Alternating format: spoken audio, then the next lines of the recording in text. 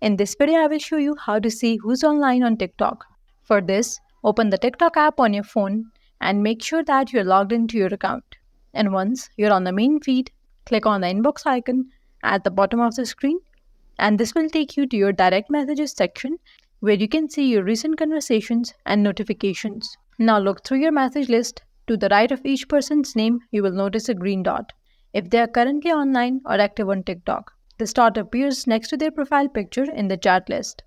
And if you don't see a green dot, that user is likely not online at the moment or has disabled the feature to show their online status. To further check someone's online status, you can tap on existing chat at the top of the screen. If they are active, you will see active now under their name. If no status is shown, that either means they're offline or they have turned off the option to let others know when they're online. Keep in mind, TikTok only shows the online status of people you have mutually followed. So if they haven't followed you back, you would not be able to see whether they are online.